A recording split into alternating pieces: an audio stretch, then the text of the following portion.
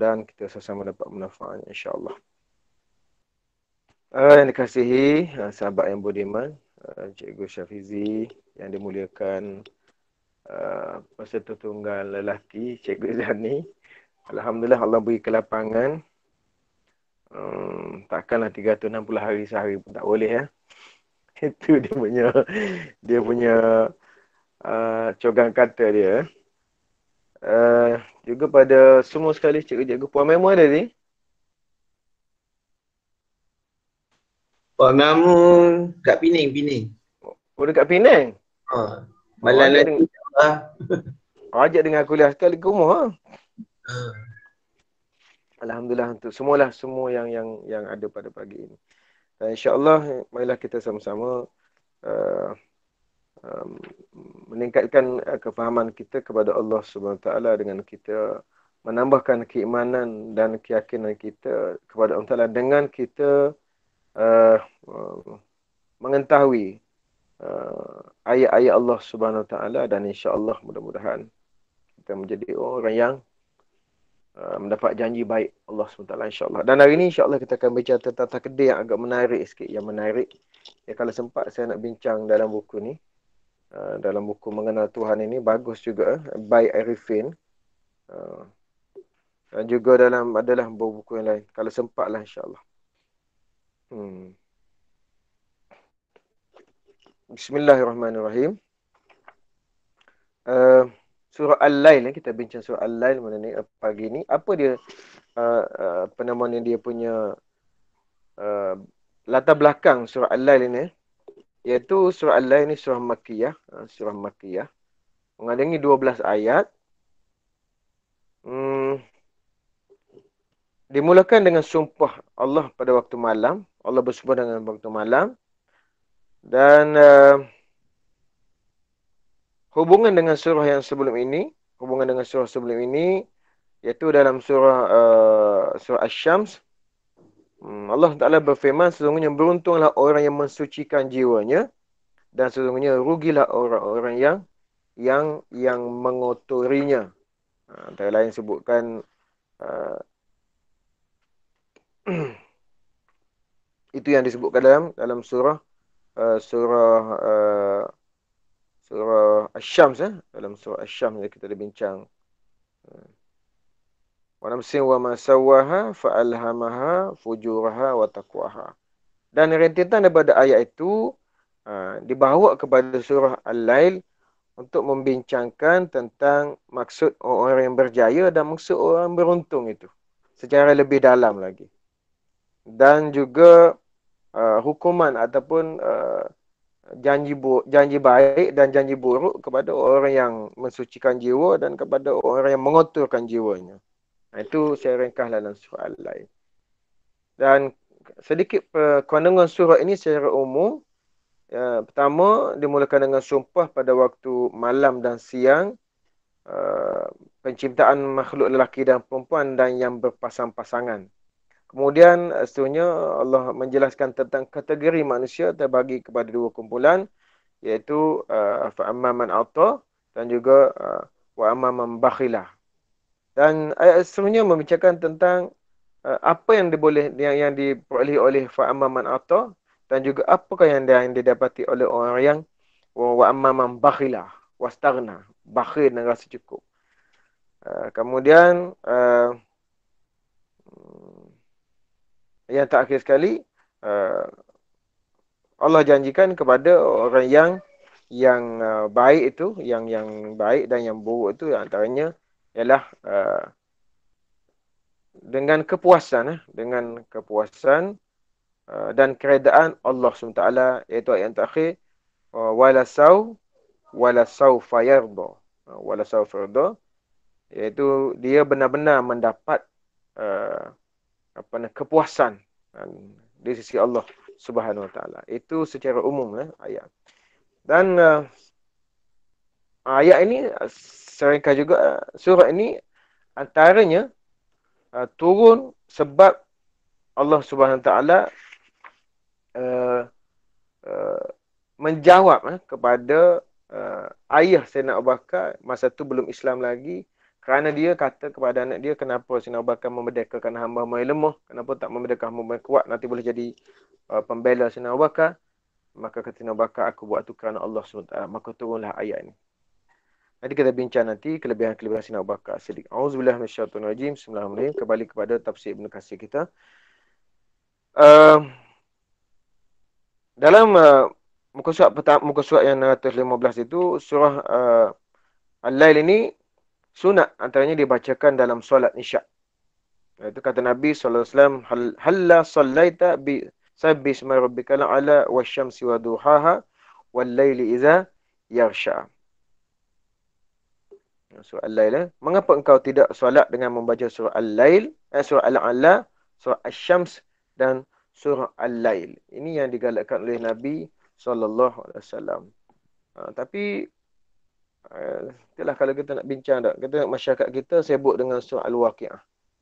Al-Waqi'ah itu kalau kita perhatikan dari segi maksud hadis dia, dari segi apa nama ni, fadail dia dan sebagainya, dari segi yang tu banyak lagi masalah tu kalau kita nak bincang. Al-Waqi'ah itu sendiri. Kenapa? Kerana orang sibuk baca kerana nak mengejar. Kita panggil apa nama kelebihan dia itu, iaitu jadi orang kaya. Jadi orang yang murah rezeki. Jadi macam pelarih lah, macam supaya jadi orang yang senang, dan macam-macam lagi. Tapi kalau macam surah Al-A'la, surah Asy-Syams, ini sebenarnya surah yang jelas. Ya Allah sebut dalam Quran secara jelas. Secara jelas Allah sebut. Saya nak tengok surah Al-Waqi'ah. Dalam jilid yang lain, tak ada jalan ini. Surah Safat, surah Al-Jumu'ah, tak ada dalam ayat yang ada surah yang lain. Yang ni jelas Allah sebut. Nabi SAW sebut secara jelas.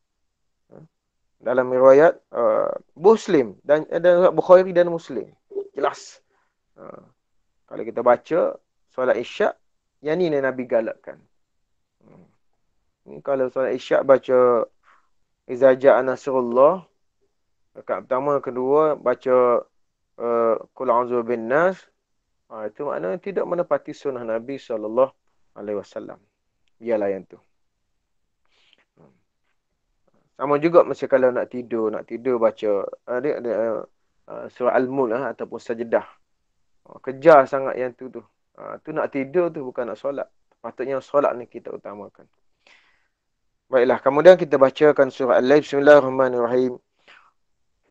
وَاللَّيْلِ إِذَا يَغْشَى وَالنَّهَارِ إِذَا تَجَلَّى وَمَا خَلَقَ الذَّكَرَ وَالْأُنثَى إِنَّ سَعْيَكُمْ لَشَتَّى فَأَمَّا مَنْ أَعْطَى وَاتَّقَى وَصَدَّقَ بِالْحُسْنَى فَسَنُيَسِّرُهُ لِلْيُسْرَى وَأَمَّا مَنْ بَخِلَ وَاسْتَغْنَى وَكَذَّبَ بِالْحُسْنَى فَسَنُيَسِّرُهُ لِلْعُسْرَى وَمَا يُغْنِي عَنْهُ مَالُهُ إِذَا تَرَدَّى. InsyaAllah, kalau sempat kita habiskan, kalau tak sempat kita berhenti situ dulu. Antara lain bermaksud demi malam apabila dia menutupi cahaya siang, wal-laili idza yaghsha, wan-nahari idza tajalla, dan siang apabila dia terang benderang, apabila dia muncul. Wa ma khalaqa dzakara wal unsa, dan penciptaan laki-laki dan perempuan.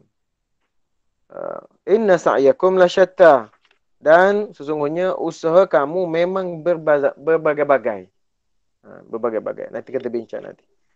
Adapun yang memberikan hartanya, fa amma man a'ta wattaqa, dan dia bertakwa, wa saddaqa bil husna, dan dia membenarkan adanya pahala yang baik, yakni akhirat atau syurga, fasan yassiruhu lil yusra, maka kami kelak akan menyiapkan baginya jalan yang mudah. Ini soal qada dan qadar. Ini soal qada. Nanti kita bincang. Wa amma man bakhila wastaghna, dan siapa yang bakhil, kedekut, tangkai jering, tangkai apa segala tangkai, dan wastaghna, dia rasa cukup, wastaghna, wa kadzdzaba bil husna, dan dia menafikan pahala yang baik ataupun balasan yang baik. Walaupun dia percaya tapi dia tak buat, itu seolah-olah dia menafikan. Dia percaya tapi dia tak buat, seolah-olah menafikan.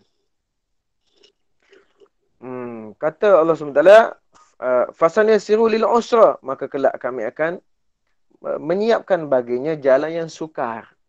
Jalan sukar apa? Sukar nak nampak benda baik. Wa ma yughni anhu maluhu idza taraddan, hartanya tidak bermanfaat baginya apabila dia telah mati. Okeylah, kita sambung, kita masuk pada perbincangan dia. Bismillahirrahmanirrahim. Sumpah atas keanekaragaman usaha manusia dan penjelasan tentang perbezaan hasilnya. Allah SWT bersumpah dengan wal-laili idza yaghsha, malam apabila dia menutupi cahaya siang. Yang ini apabila malam telah menutupi seluruh makhluk dengan kegelapan. Wan nahari idza tajalla, dan demi siang bila terang benderang, yakni dengan cahaya dan sinarnya. Ini kalau kita lihat dalam pelbagai-bagai tafsir yang lain-lain, sangat menarik dan sangat cantik untuk kita bincangkan di sini. Tapi kalau terlalu detail kan nampak ilmiah sangat. Apa pun sedikitlah saya sebut yang Buya Hamka sebut di sini. Sangat menarik. Kata dia apa? Dia kata bagi Buya Hamka, dia sebut walail idza yaghsha, demi malam apabila dia kelam, gelap. Untuk apa kata Buya Hamka sini? Untuk menarik perhatian lagi bagaimana pentingnya malam kepada kehidupan manusia. Untuk apa?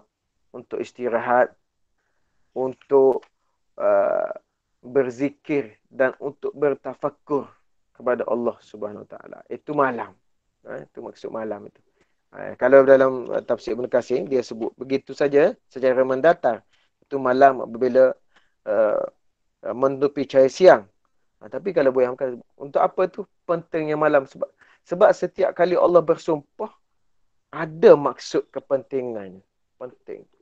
Penting apa? Kalau malam, pentingnya waktu malam itu supaya dimanfaatkan dengan sebaik-baiknya. Astagfirullahaladzim. Mudah-mudahan kita termasuk orang yang memanfaatkan. Kalau tidak pun saya selalu sebut qada lah. Qada lah masa yang kita gunakan. Saya pun selalu begitu.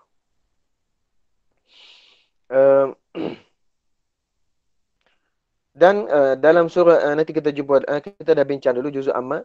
Allah sebut wa ja'alna an-nahara ma'asya wa ja'alna al-laila libasa. Siang itu untuk bekerja, malam untuk berehat.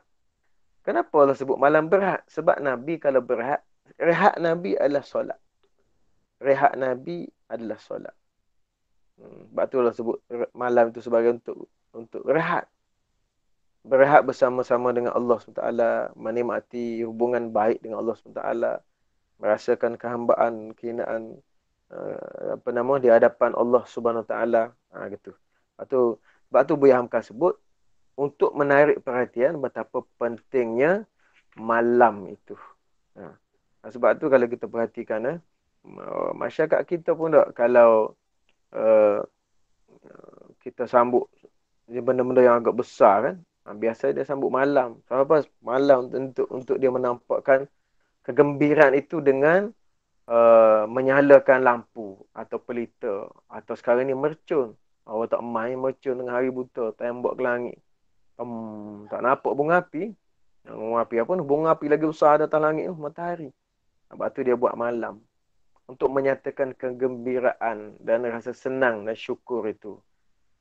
Seperti juga kalau kita ibaratkan malam ini untuk melambangkan kesyukuran kita kepada Allah Ta'ala, itu kalau dah kita siang bekerja, kita dapat rezeki, malam kita bersyukur kepada Allah Ta'ala dengan kita mendekatkan diri kepada Allah Subhanahu Wa Ta'ala dengan berbagai cara lah, macam Buya Hamka sebut tadi, adanya zikir dan tafakkur. Kemudian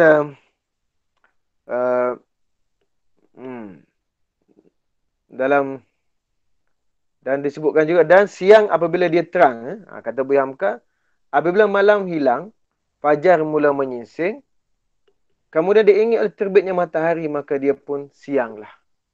Dan dalam pergantian siang dan malam, itulah manusia hidup. Sebagaimana yang telah diterangkan juga pada surah-surah yang lain, yang lebih jelas dalam pembahagian surah-surah ini. Dan surah macam yang lain lah, Asy-Syams, dan dalam surah Kuwirat, dalam surah kita dah bincang sebelum ni banyak dah, yang juzuk amma tu, tentang pentingnya siang malam. Sebab tu Allah bersumpah dengan bulan, bintang, matahari itu untuk menunjukkan kepentingannya kepada kehidupan manusia. Tanpa bintang, manusia tak boleh hidup. Tanpa bulan, manusia gelap. Tanpa matahari, manusia buta. Tanpa cahaya, manusia sengsara. Cahaya pula, cahaya dunia dan cahaya akhirat. Sebab tu Allah sebut. Susahlah kalau kita nak sebut secara tersirat lah. Cuma mudahnya saya sebut beginilah. Setiap patah kata lafaz Allah SWT dalam Quran itu, termasuk perkataan babi itu, khinzir. Walahmul khinzir. Ada kepentingannya Allah sebutkan. Walaupun satu huruf. Wow. Misalnya wow. Allah sebut wow tu. Contohnya dalam ayat apa ni tentang wudu. Ya. Famsahu wujuhakum wa aydiyakum wa arjulakum. Apa maksud wah tu? Wah tu berbagai-bagai interpretasi dibuat oleh ulama. Ada kata wah ataf, ada kata wah li tartib, ada kata wah ataf dengan wah li tartib. Kalau wah tertib maka jadi rukun, kalau wah ataf dia tak jadi rukun. Sebagainya semua menerbitkan berbagai-bagai hukum. Bukan saja wow, alif saja pun alif. Hatta satu alif. Saya kata alif, saya kata alif lam itu alif, a tu a saja itu pun. Paling-paling tidak pun 10 pahala kita dapat. Itu yang biasa-biasa. Tidak lagi yang tersirat tu. Sebab tu, sahabat ini mengatakan sekalian, bila kita baca Quran itu, bukan saja membaca, melihatnya pun saja sudah boleh pahala. Menghafal, orang yang menghafal membaca Al-Quran, dia tidak sama dengan orang yang menghafal, membaca Al-Quran, tapi melihat Quran. Dia sudah menghafal, dia baca begitu. Tapi tidak sama seperti pahala orang yang menghafal juga, tapi dia membaca Quran juga, tapi dia melihat Al-Quran. Dia lain. Tak. Atau kita ni yang tak hafal, kita tengok Quran. Kita tak dapat pahala hafal, tapi kita tak baca Quran, kita tengok, kita dapat pahala.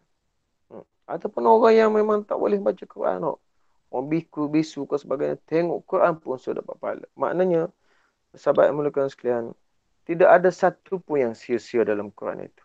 Bukan saja ayat Al-Quran, bahkan sesiapa yang makhluk Allah Ta'ala yang mendampingi Al-Quran, dia akan mulia. Yang saya ingat satu perbandingan dibuat oleh seorang ulama kita. Kita contohlah ni Al-Quran. Ni Al-Quran. Al-Quran ini dibalut dengan kulit kambing. Yang dulu kan, zaman dulu lah, kulit kambing. Disamuk dulu. Kemudian dibalut dengan kulit kambing. Selepas ulama-ulama dulu, selepas membaca Al-Quran, orang-orang dulu, adabnya mereka mencium. Tak cium, tak apa. Tapi adabnya begitu. Mereka mencium. Kenapa cium Al-Quran? Kerana menghormati Al-Quran. Ada yang tak setuju tu tak apalah.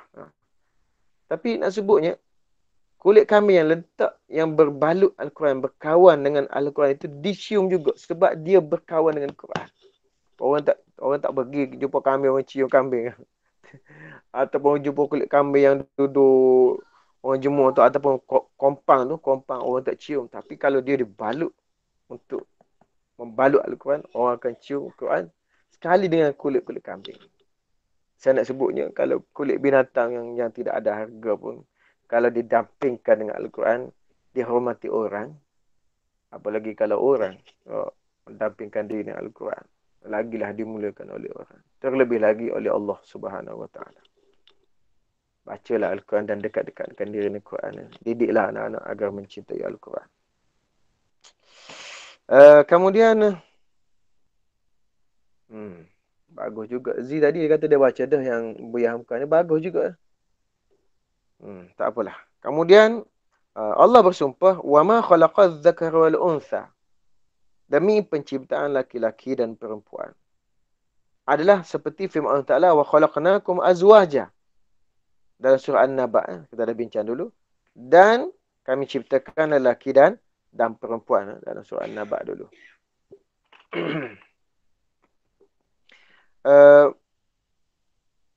Dan segala sesuatu kami ciptakan berpasang-pasangan. Ada surah An-Naba. Dan seperti juga Allah berfirman, wa min kulli syai'in khalaqna zawjain. Dan segala sesuatu kami ciptakan berpasang-pasangan. Ini banyak Allah Ta'ala isyaratkan dalam Al-Quran, penciptaan Allah SWT secara berpasang-pasangan. Tak apalah di situ. Okay. Kemudian, tapi Kita nak sebut juga tu. Walaupun tak ada dalam tafsir Ibn Katsir, tak ada tafsir Buya Hamka. Tapi dalam sains ada maksud berpasang-pasangan itu. Memang Allah Ta'ala buat semua manusia, semua makhluk yang berpasangan. Saya dah sebut dulu kan. Elektriknya ada pasangan, kutubnya ada pasangan, sungainya ada pasangan, lautnya ada pasangan, pokoknya ada pasangan, hitam putih ada pasangan, semuanya ada pasangan. Wa khalaqnakum azwaja, ataupun Allah Ta'ala sebut zaujain, dua yang berpasang-pasangan. Oleh kerana Allah Ta'ala buat manusia berpasangan lelaki perempuan. Dan pada manusia tu pula Allah buat berpasangan juga. Mata berpasangan, lubang hidung berpasangan, telinga berpasangan, tangan kaki berpasangan. Maka untuk memenuhi keperluan manusia tu, manusia buat pula yang berpasangan juga. Ada selipar, dia ada sepasang. Dia tak balik sebelah selipar. Ada kasut dia sepasang. Kalau baju dia ada luar lengan. Dan sebagainya. Semua rentetan itu dia akan mengembangkan pasang-pasangan. Sebab tu Maha Suci Allah SWT. Allah Ta'ala tidak buat benda tu sia-sia, melainkan ada makna belaka. Kemudian ketika sumpah di sini adalah suatu yang berlawanan, yakni siang dan malam, lelaki dan perempuan. Maka objek sumpah yang dituju juga berlawanan. Karena itu Allah berfirman, inna sa'yakum lasyatta. Inna sa'yakum lasyatta. Iaitu sesungguhnya usaha kamu itu bermacam-macam. Yakni amal perbuatan para hamba yang telah mereka lakukan juga berlawanan dan beraneka ragam. Ada yang buat baik, ada pula yang membuat kejahatan. Itu saja di sini dalam tafsir Ibn Katsir sebut. Tapi kalau Buya Hamka, lebih menarik. Saya baca. Zida baca tadi, alhamdulillah. Lebih menarik, lebih faham kita. Apa maksud dia? Maksudnya, inna sa'ikum lasyatta itu ialah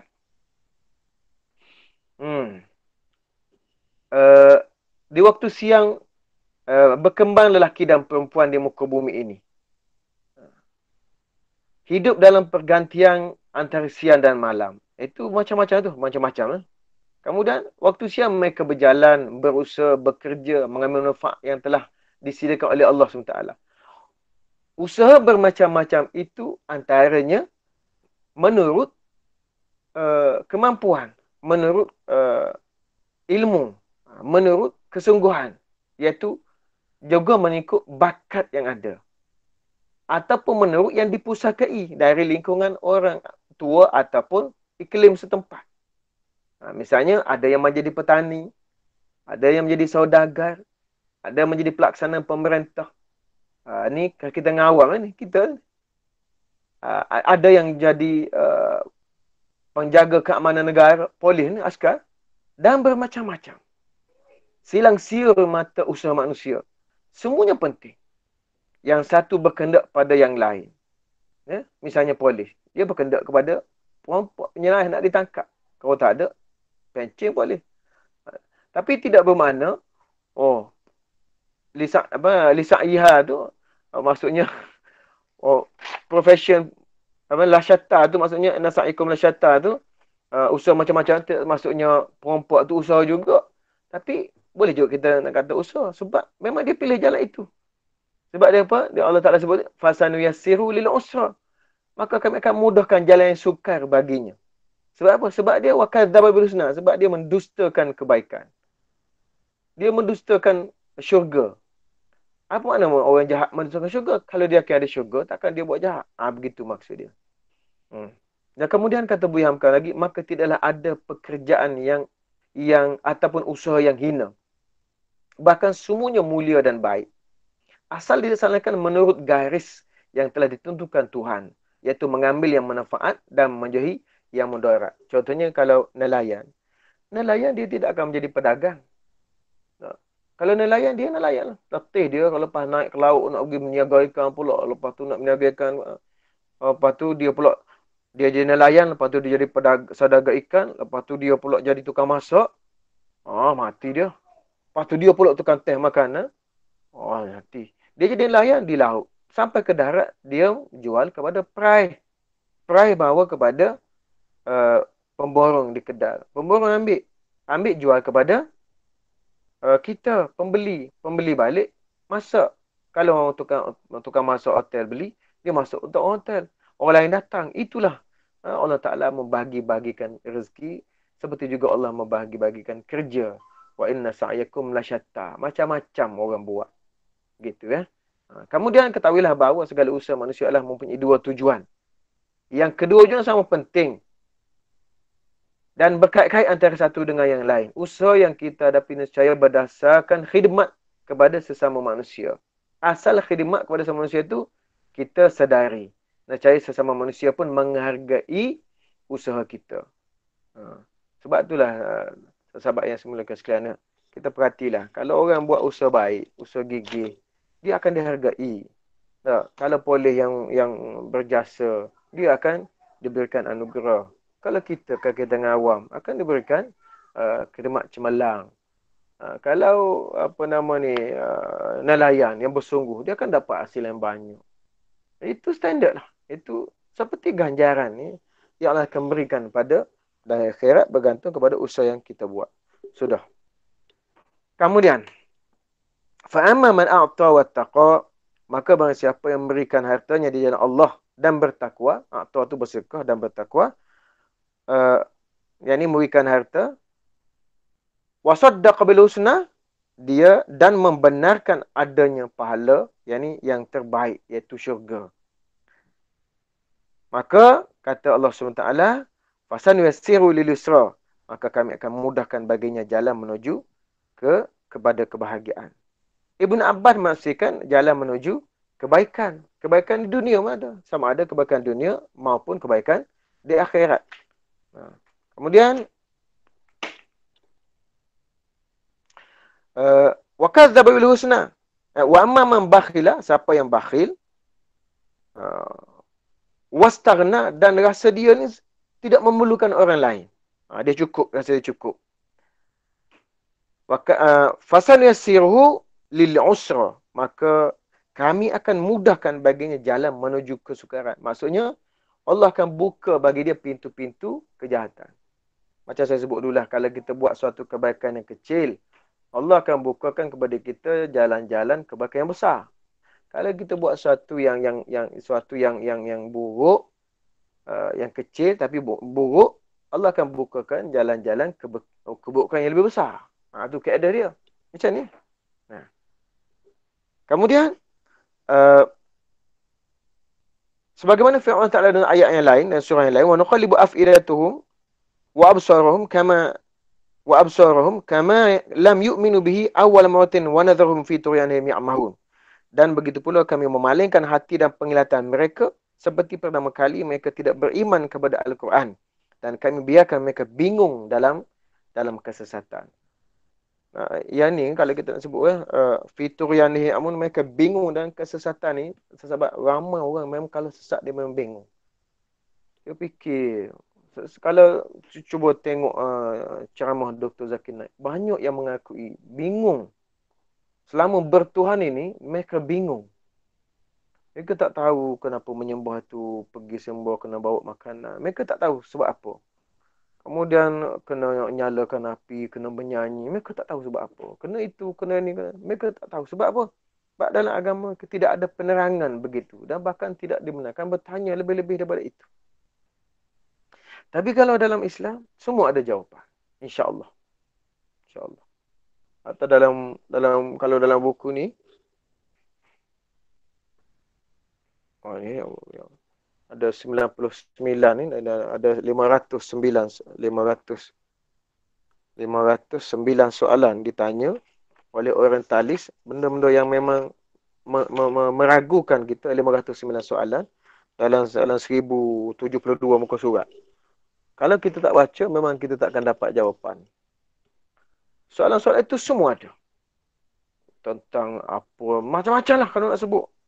Lain cerita pula tu. Cuma nak sebut di sini, orang yang sesat ni dia akan ragu.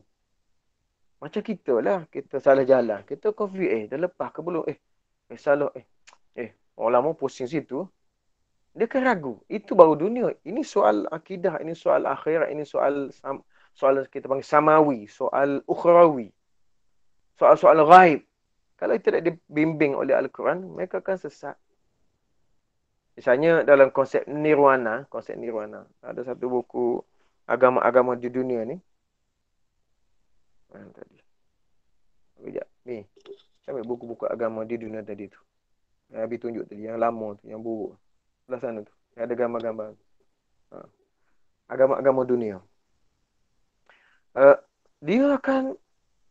Dia sebut satu istilah nirwana. Nirwana apa? Nirwana ke? Nirwana. Nirwana ni dia bentuk kelahiran semula. Kelahiran semula ni bukan di alam akhirat, di alam nyata. Dia kelahiran semula ni dia akan masuk pada binatang-binatang. Itu binatang ni. Orang akan tanya. Sebelum kelahiran semula orang masuk dalam ruh binatang tu hidup pakai ruh siapa? Apa ni dia jawab. Memang tak boleh jawab. Lepas tu sahabat mengatakan kalau sesat, kalau buat dalam kesesatan, kita akan pening antara buku ni, tapi buku ni uzur sikit buku ni, tua. Agama-agama di dunia. Bagus. Bagus kalau baca. Konsep ketuhanan, konsep berakidah mereka. Misalnya antara gambar-gambar dia lah. Baguslah kalau boleh baca. Cuma sebut, kalau orang sesat, dia akan bingung. Siapa pun. Seperti juga Namrud bila dia tanya pada Nabi Ibrahim. Fa'alta hadha bi alihatina. Kamu kau buat begini pada Tuhan-Tuhan kamu, pada Tuhan kami ni. Maka kata Nabi Ibrahim, fas'al kabirum. Tanya yang besar tu lah. In kanu yang tikun. Kalau dia boleh cakap. Namrud kata nak tanya apa, dia tak boleh bercakap. Dan kata Nabi Ibrahim, kalau tak bercakap, kamu sembuh buat apa? Dia bingung. Akhirnya, dia bakar Nabi Ibrahim. Itu. Dia tak boleh jawab. Siapa-siapa pun. Kalau sesat, dia akan bingung. Ada satu contoh, ada kawan saya, dia beragama wilayah Perseruan. Ada orang yang sesat. Dia dipanggil. Dia ditanya. Macam mana awak boleh mengaku jadi Nabi ni? Dia kata, saya pergi ke Mekah, saya tawaf. Lepas tu tiba-tiba saya ditarik masuk dalam Kaabah. Mana masuk begitu, tak pakai pintu. Kemudian dia kata, orang yang menarik saya tu, dia kata dia Jibril. Dia kata, saya diutuskan oleh Allah untuk melantik awak sebagai Rasul. Balik nanti awak kena sampaikan wahyu yang diberikan, yang awak faham. Lepas tu saya ni jadi Rasul. Dilantik oleh malaikat Jibril. Awak mana tahu, Jibril tidak datang pada semua orang. Kemudian dia kata, saya pun bawa balik ke Mekah juga ni, Ustaz tu kata. Lepas tu, apa kena dengan saya? Saya masa tawaf tu, saya ditarik juga masuk dalam Kaabah oleh Jibril. Dia tu terpinga-pinga. Dia pesan pada saya, dia kata, nanti bila awak ada balik Malaysia nanti, ada orang yang akan mengaku jadi Nabi. Dia kata, tengok saya tu. Tapi dia pesan pada saya, kalau dia datang kepada awak beritahu dia, saya pesan perlantikan dia dibatalkan. Tengok aku mengar memang. Awak nak nafikan saya. Sebab awak kata Jibril boleh datang pada awak, saya pun boleh kata Jibril boleh datang pada saya. Orang sesat ni dia akan bingung. Dia akan mati kutu. Sebab tu sahabat mula perhatilah. Kalau kuliah Dr. Zakir Naik tu atau Syekh Ahmad Didak ke, kalau kita tengok yang bertanya akhirnya terkedu dengan jawapan. Saya rasa saya pernah beri contoh. Dulu ada seorang yang bertanya pada Zakir Naik. Dia bukan bertanya, dia marah. Dia kata, awak kata Tuhan kami, awak kata agama kami ni salah. Awak telah menghina agama kami sebab awak kata agama kami salah. Kata Zakir Naik, saya tidak menghina, saya kata salah. Dia kata salah tak menghina agama kami sebab awak kata agama kami salah. Saya kata salah sebab mengikut agama kami. Salah. Saya tidak menghina. Dia kata awak menghina. Zakir Naik kata, baiklah, kalau begitu saya kata 2 campur 2, 5. Awak kata berapa? Salah tu, 2 campur 2, 4, bukan 5. Saya kata, 2 campur 2, 5. Salah, 2 campur 2, 4. Dia kata. Zakir Naik kata kat dia, awak telah menghina saya kerana awak telah mengatakan saya salah. Saya tidak menghina, saya kata salah. Kata yang bertanya tadi. Kata Zakir Naik, samalah saya. Saya tidak menghina, saya kata agama awak salah. Sebab saya ada hujah dan fakta dia. Duduk dia. Duduk. Orang tepuk tangan. Saya cerita. Malu muka. Tapi nak sebutnya, bila Allah sebut ni, bila Allah sebut perkataan Allah sebut, وَنَذَرُهُمْ فِي تُغْيَانِهِمْ يَعْمَهُونَ, dan kami biarkan mereka bingung dalam kesesatan ni. Memang orang sesat ni bingung. Bingung nampak beradak sangat. Kalau kita orang tak panggil. Bengong lah. Gitu. Memang bingung. Bingung. Dia tak tahu. Dia kesat. Dia akan rasa sentiasa ragu, rasa tidak yakin. Sebab itulah antara cara dan gaya, metod dan pendekatan syaitan untuk menjauhkan orang dengan Tuhan, iaitu dengan dia mencetuskan idea-idea yang membentuk kebingungan dan keraguan, dalam arti kata was-was. Itu. Was-was. Ya ke kita ni ada akhirat? Ya ke kita ni? Ya ke kita ni? Ya tu. Dia jadi bingung. Jadi ragu. Itu antara idea syaitan. Sebab orang sesat memang disebabkan oleh syaitan. Sebab tu jadi bingung. Sebab syaitan pun bingung kalau orang sesat. Macam mana orang sesat? Baca Yasin tiap-tiap minggu Jumaat. Hari Jumaat baca Yasin. Syaitan musuh mobil, ada mobil. Ikut juga. Syaitan pun bingung. Sebab orang ni bingung dalam kebingungan. Begitu. Dah.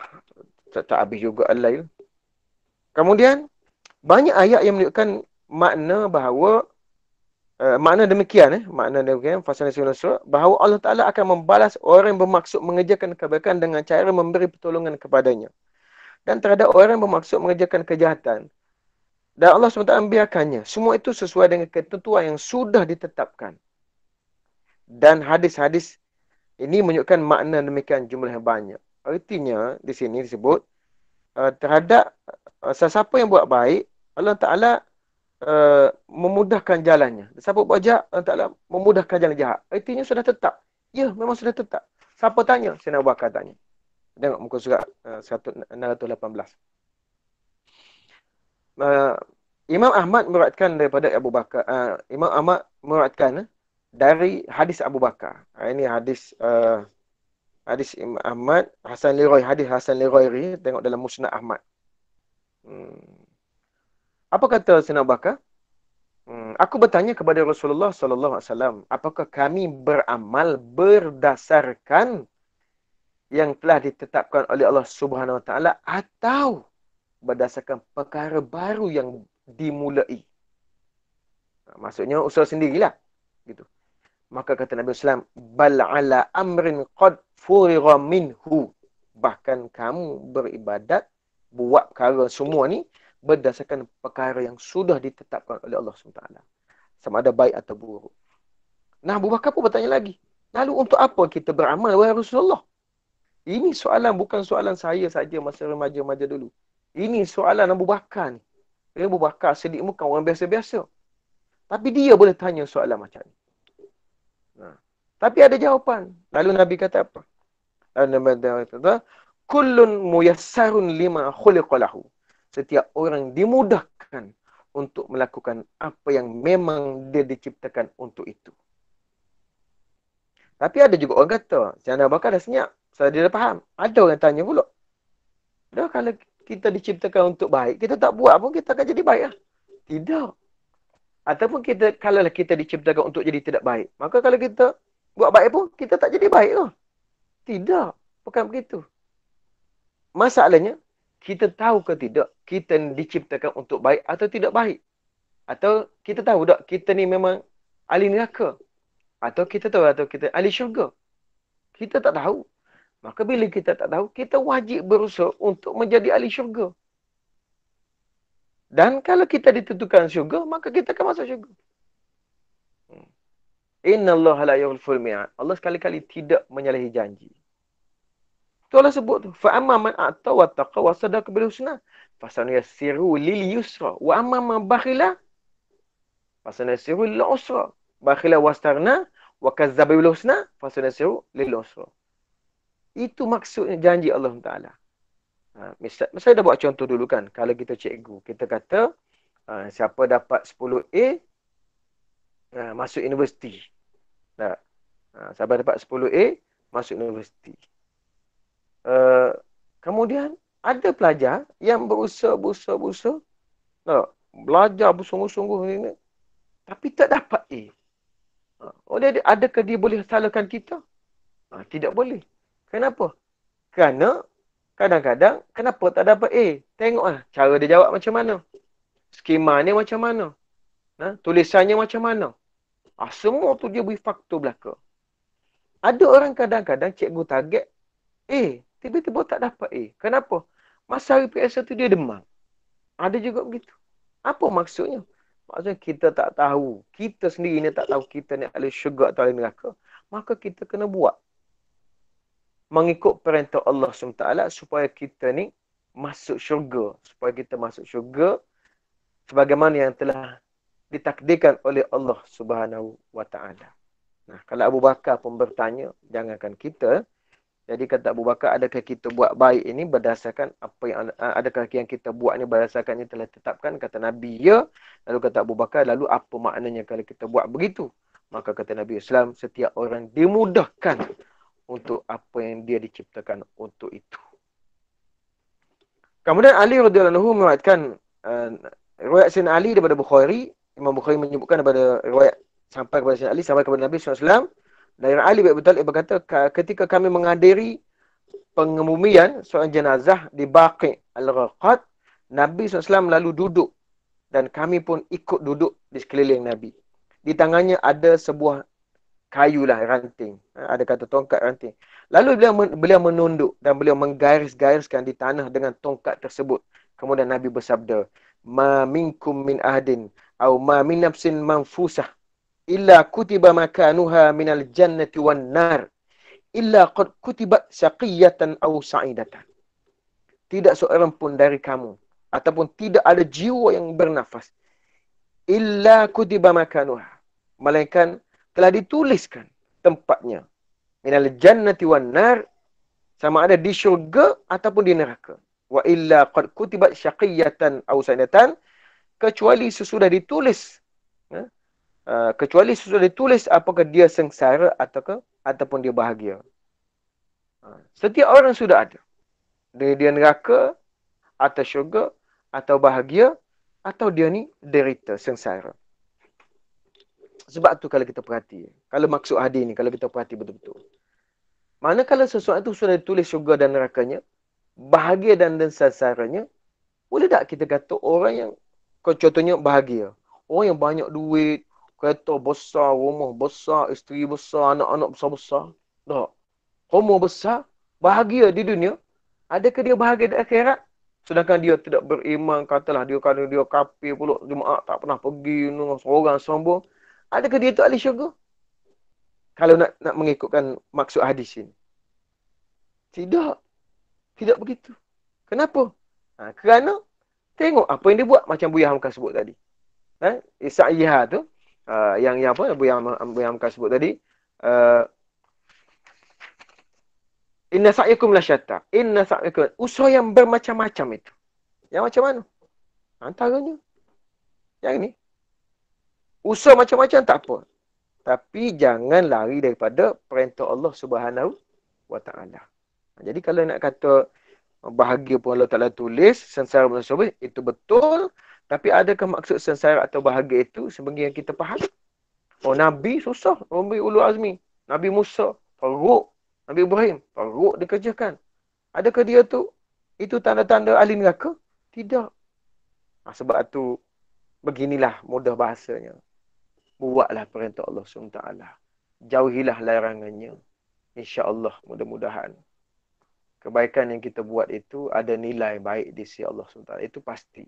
Besar atau kecil, wallahualam. Tapi kalau kita buat jahat, katalah kita ni memang ditulis sebagai ahli syurga, tapi kita, jalan hidup kita tu jahat, kita tak masuk syurga. Macam kita kata dia tu budak panda. Daripada tingkatan 1 tak. Nombor 1 semacam. Nombor 1, tingkatan 1, nombor 1. Tingkatan 2, nombor 2. Tingkatan 3, nombor 3. Tak pernah nombor 2. Tingkatan 4, nombor 1. Tingkatan 5, nombor 1. SPM tak lulu. Pasal apa? Dekat SPM tu dia putus cinta. Katalah. Dah. Kita tak tahu. Ada juga orang jadi begitu. Tak bahagia, pandai. Tiba-tiba dekat nak SPM, putus cinta, tak. Duk mengarang atas paper, tak jadi jawab. Tiba-tiba keluar result, Allah, cikgu terkejut belaka. Kenapa?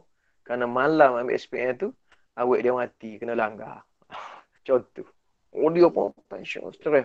Kenapa Tuhan buat benda saya? Tuhan ambil SPM, kenapa tarik orang saya sayang? Ataupun mak dia meninggal masa nak ambil SPM.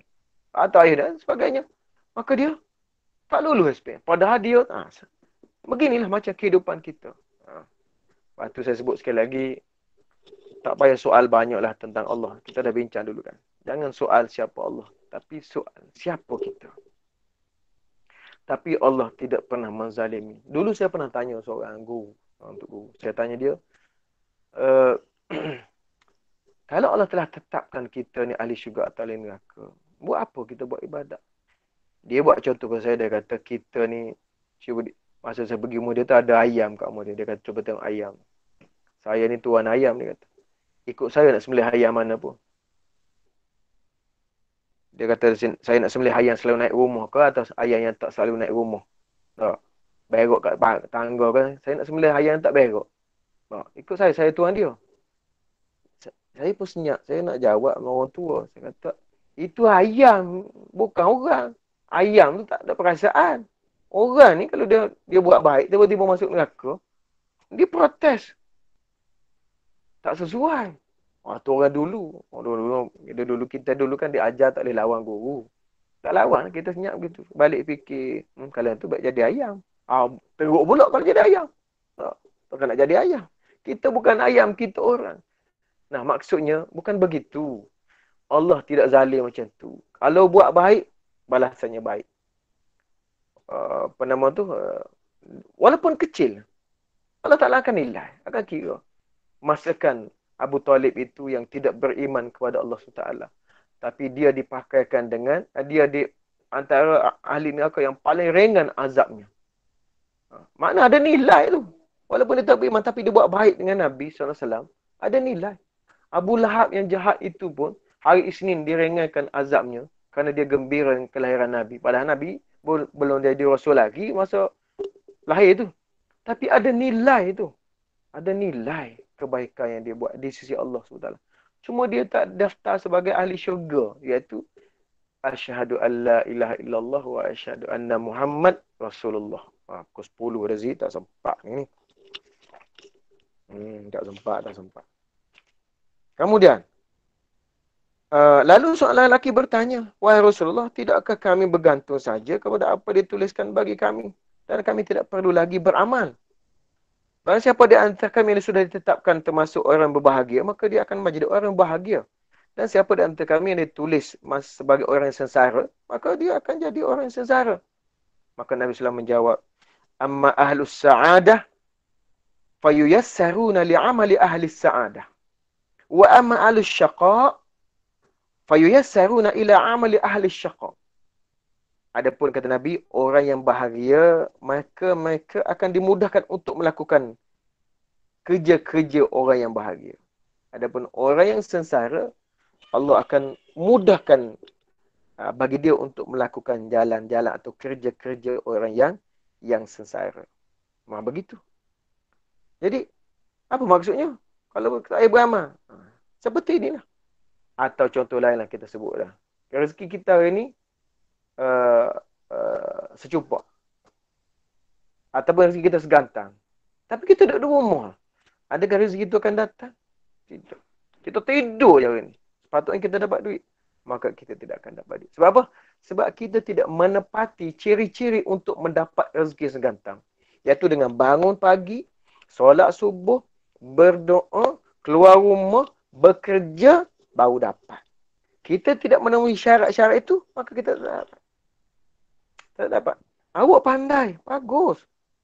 Awak trial 10A.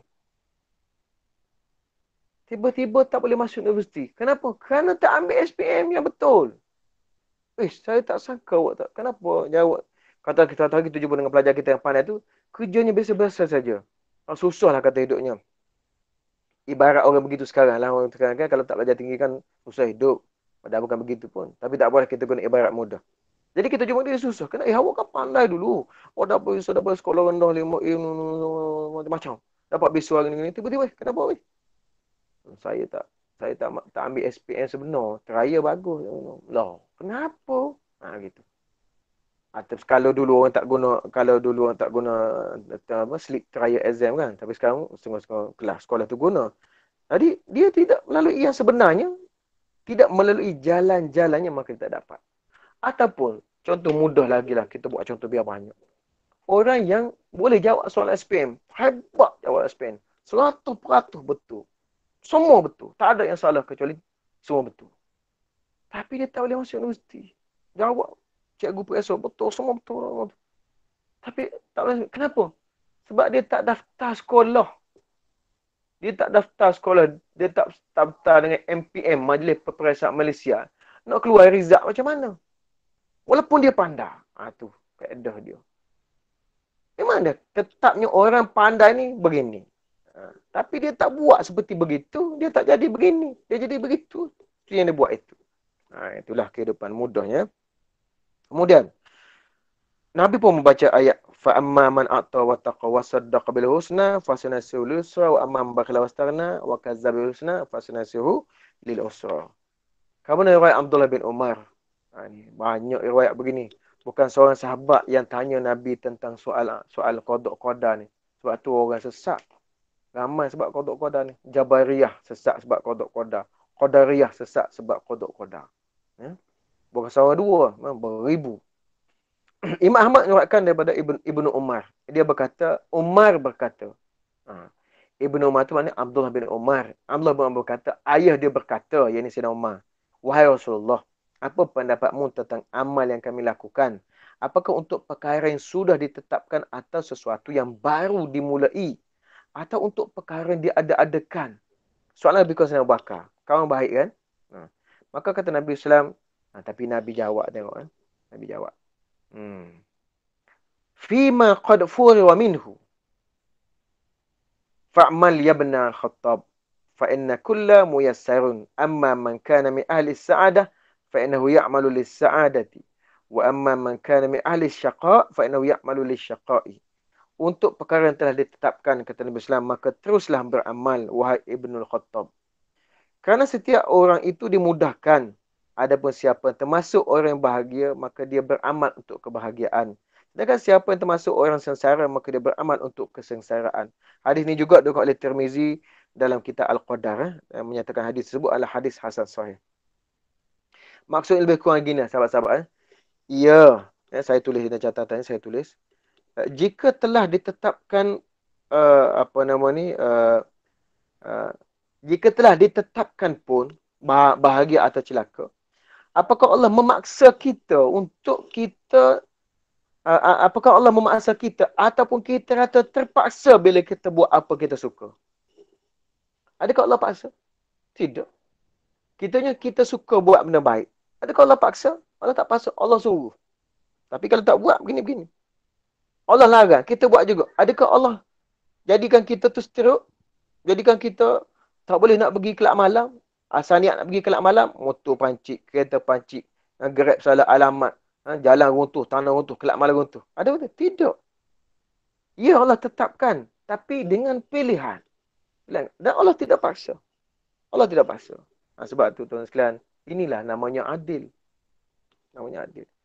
Macam pelajar-pelajar sains. Pelajar-pelajar sains dengan pelajar-pelajar sastra ke, yang tidak aliran sains ke, aliran selain daripada sains lah. Mereka ramai rasa terpaksa. Sebab ikut sistem. Oh, sains kena banyak ni, ini. Lepas tu ramai yang gagal. Allah tidak paksa. Allah tidak paksa. Nak jadi baik, silakan. Nak jadi tak baik, silakan. Kalau tidak, masakan Nabi berdoa, ya Allah, tinggikanlah Islam ini dengan Umarain, dua Umar. Sama ada Umar Al-Khattab atau Amr, iaitu Abu Jahal itu. Dua Umar. Tapi Allah memilih Sayyidina Umar. Kenapa? Sebab jalan dia tu berbeza dengan jalan Abu Jahal. Am bin Al-Hakam tu, Amr Al-Hakam tu, Abu Jahal. Jalan berbeza. Apa jalan bezanya? Sayyidina Umar pergi jumpa adik dia dengan izin gitu begini, jadi dengan Quran sebagainya. Akhirnya dia terfikir bacaan itu, dia pergi jumpa Nabi. Abu Jahal tak pernah begitu. Kalau dia panggil Nabi datang ke rumah, panggil juga, tapi dia gali lubang depan rumah, dia tutup dengan pelepah rumah, dia tabur pasir supaya Nabi jatuh dalam tu. Berapa kali dia jatuh? Sebab dia lupa pula bila Nabi datang, dia beritahu, depan tu ada lubang, Nabi patah balik, dia pula kejar Nabi, dia tak perasan ada lubang, dia pula jatuh. Tapi Nabi angkat berkali-kali. Bukan sekali dua. Berbanding dengan Sayyidina Umar. Gitu lah. Sayyidina Abu Bakar lagilah, Sayyidina Abu Bakar. Zaman Zaman jahilah lagi Sayyidina Abu Bakar antara orang jahil, orang Quraisy yang tidak berzina, yang tidak minum arak, yang suka buat baik, yang suka bersedekah, antaranya Abu Bakar, Uthman, Abdurrahman bin Auf, ramai lagi yang tidak pernah menyembah berhala, tidak pernah minum arak, antaranya. Sebab tu mudah nak dapat hidayah. So, saya sebutkan Allah tidak paksa kita buat baik, Allah tidak paksa kita buat jahat. Tapi Allah beri ancaman kepada orang buat jahat, Allah janjikan kebaikan kepada orang yang buat baik. Terserah kepada kita. Kalau malah juga terserah. Begitu ya. Kemudian Jabir mengatakan Abdullah Jabir bin Abdullah mengata Ibnu Jarir berkata daripada Jabir bin Abdullah. Ini anak Jabir ni. Anak Jabir namanya Abdullah.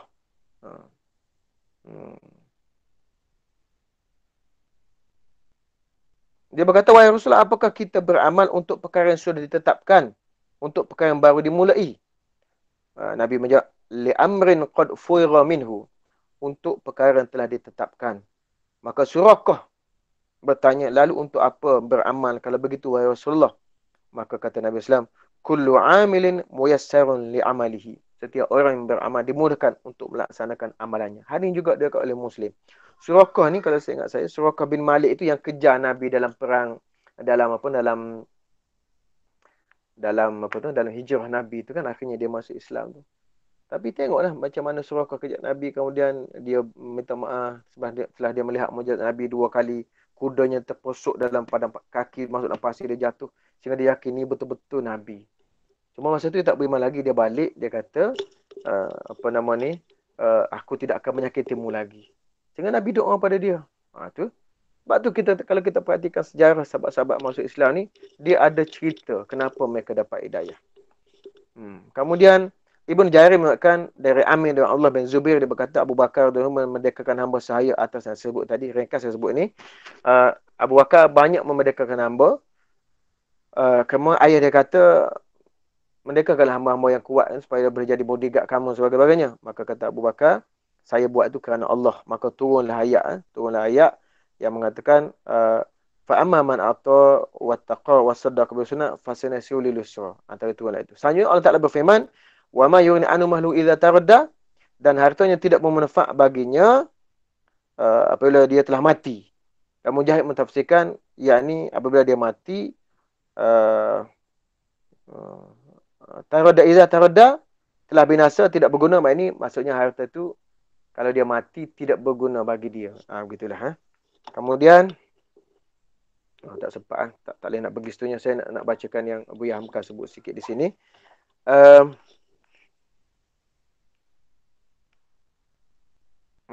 Apa saja yang sebut sini dalam ayat yang ketujuh. Adapun orang yang memberi takwa, orang yang bertakwa, fa amma man a'ta wa taqa wa saddaqa bil husna, fasanasiru lil yusra. Kata Abu Hamka, apa saja usaha kamu, entah saudagar, ini bahasa dia, entah saudagar atau tukang rumput, menjadi menteri atau menjadi driver kepada menteri, atau nelayan yang naik pencaling mengharingi lautan, atau menjadi nakhoda kapal berlayar, menghadang gelombang di samudera luas, jadi petani atau jadi buruh, semuanya itu adalah lumrah. Kerana usaha memang bermacam-macam.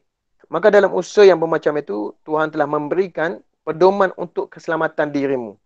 Dalam ketiga-tiga ayat yang bertemu 3 syarat yang harus kita penuhi tadi, antaranya ialah fa amma man a'ta wattaqa wasaddaq bil sunnah. Maksudnya dia kata, yang pertama, suka memberi kepada sesama manusia.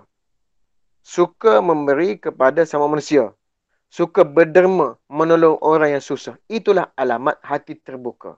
Fa amma man a'ta wasaddaqa bil husna. Yang kedua, hendaklah takwa selalu kepada Tuhan. Pelihara hubungan dengan Tuhan pada malam dan siangnya. Yang kedua. Yang ketiga, ini syarat dia. Nak dapat benda baik. Yang ketiga, fasanasiru lil yusra. Mengakui adanya nilai-nilai mengakui adanya nilai-nilai yang baik dalam dunia ini yang terpuji oleh sesama manusia. Dan kalau ketiga-tiganya ni dapat dipegang, dipegang teguh, pemurah, takwa dan menjunjung tinggi kebaikan, diberilah jaminan oleh Tuhan, maka kami akan mudahkan dia untuk jalan ke syurga. Sorry ya. Mula-mula wasad fa'amma man a'ta wasaddaqa bil husna. Takwa, saddaqa membenarkan, husna berpahala, benda-benda yang baik. Maka semua ni tiga jadi syarat untuk Allah Ta'ala menjadikan dia memudahkan kepada jalan-jalan kebaikan. Maksudnya, kalau orang tu fa'aman a'ta wattaqa, bertakwa, wasaddaqa, dia membenarkan, biasanya begitulah, bil husna, dengan benda-benda baik, maka syarat dia, maka Allah Ta'ala memenuhi syarat tadi. Bila kita memenuhi syarat tadi, maka Allah maka tu jawab, maka kami akan mudahkan jalan-jalan kebaikan. Begitulah sebaliknya, kalau kita wa amma man bakhila wastaghna wa kazzaba bil husna fasanuyassiruhu lil usra. Fa amma bakhila, kedekut, bakhil, fa amma man bakhila wastaghna, rasa tak perlu kat orang dah, kita cukup berlaku dah. Wa kazzaba bil husna, dan mendustakan balasan baik, maka fasanuyassiruhu lil usra, maka Allah mudahkan baginya jalan-jalan kesusahan. Nak buat jahat tu jadi mudah.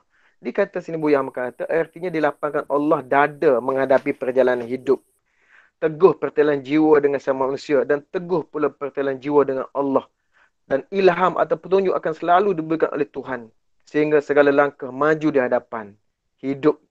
Maju dia dalam hidup dan tidak ada sukar. Artinya, meskipun ada kesukaran yang terbelintang di hadapannya, akan ada sahaja petunjuk Tuhan untuk mengatasi kesukaran itu.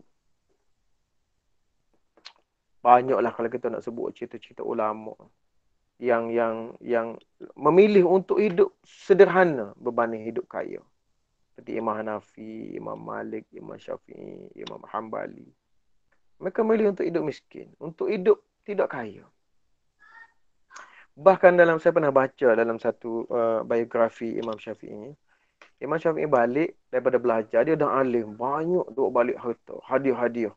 Kemudian dia masuk rumah dia, mak dia kata, ni siapa? Mak dia kenal dah, tapi taja mak dia, ni siapa ni? Kata dia, saya anak mak lah, Muhammad. Kata mak dia, dulu Muhammad, dia pergi bukan macam ni. Dia tidak kaya harta banyak begini. Balik dengan kuda-kuda banyak harta.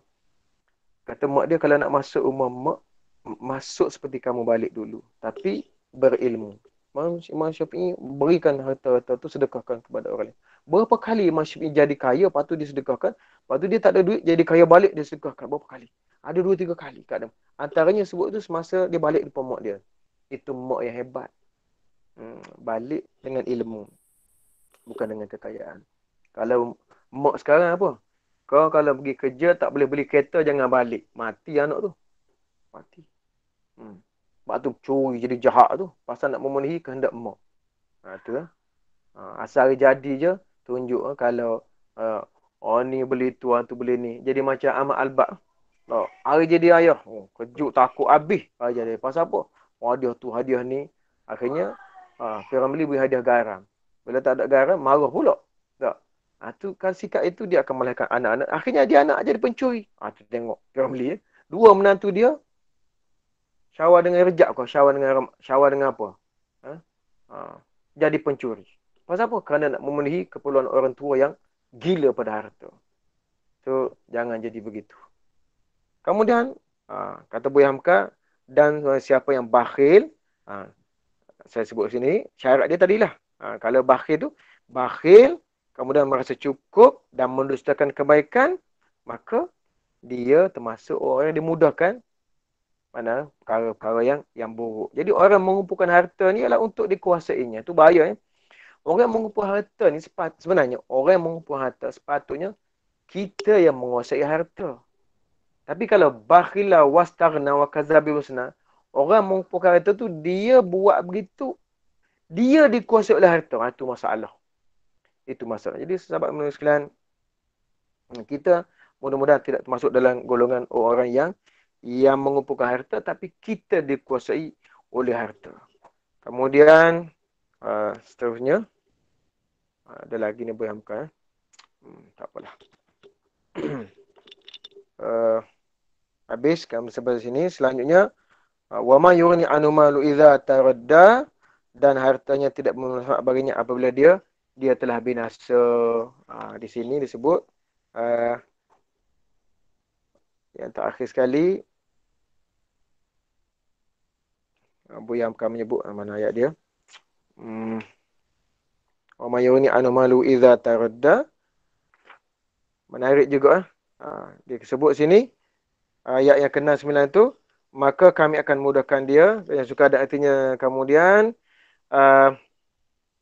Syekh Muhammad Abduh menulis arti mudahnya ialah menuju kesukaran, tiap melangkah bukan membawa naik melainkan membawa jatuh. Tertutup jalan kemanusiaan dan jatuh darjat rendah kebinatangan sampai bergelimpangan dengan dosa-dosa, dan tidak ada harta itu dapat menolong dia jika dia terjumus. Yang ini hendak bangkit kembali dari dalam gemilangan dosa atau kejatuhan maruah, kerana bakhil itu tidaklah dapat ditebus dengan harta yang selama ini dia simpan, kerana sudah terlambat. Jadi kata Muhammad Abduh dalam petikan dia oleh Buya Hamka, fikir dulu pendapatan, sesal kemudian tidak berguna. Sampai situ sajalah dulu. Kalau kita pergi lagi panjang pula. Patutnya saya nak cuba habiskan, tapi tak boleh nak habiskan. Jadi sebagai kesimpulan di sini, untuk kita memenuhi syarat yang baik, kita kena ada 3. Dan kalau kita memenuhi syarat yang tak baik, kita akan pergi ke arahnya juga. Fa amma man atta wa taqa wa sadaqa bil husna, maka kita Allah mudahkan jalan baik. Tapi kalau kita bakhila wastarna wa kadzabil husna, maka Allah Taala mudahkan kita untuk jalan-jalan yang tidak baik. Terserah. Allah tidak memaksa kita, tapi Allah sudah beri jalan. Allah sudah beri jalan, Allah sudah beritahu inilah pilihan. Kalau pilih begini, begini. Kalau pilih begini, begini. Seperti yang setelah Sayyidina Umar sebut, saya ingat ada Sayyidina Umar sebut bila Sayyidina Umar tak nak masuk ke Syam sebab ada ta'un. Kemudian sahabat tanya, apakah kamu lari daripada takdir, wahai Umar? Maka kata Umar, ya, aku lari daripada takdir tetapi menuju kepada takdir. Kemudian saya menambah, apa pendapat kamu? Kalau kamu membawa sekelompok unta, tiba-tiba kamu berada di persimpangan. Satu persimpangan menuju kepada kebun atau lembah yang penuh dengan rumput. Satu lagi, jalan menuju ke tanah yang gersang. Kamu pilih yang mana? Kata dia, pasti kamu milih jalan menuju ke tanah yang penuh dengan rumput-rumput yang subur. Kata Sayyidina Umar, itulah kamu telah memilih takdir yang baik. Wallahu alam, sahabat negeri Islam. Sekali lagi sebut, Allah tidak bermaksa, tapi kita kena paksa diri kita untuk jadi memilih yang baik-baik. Wallahu alam. Sekali saja. Yang baik ta'ala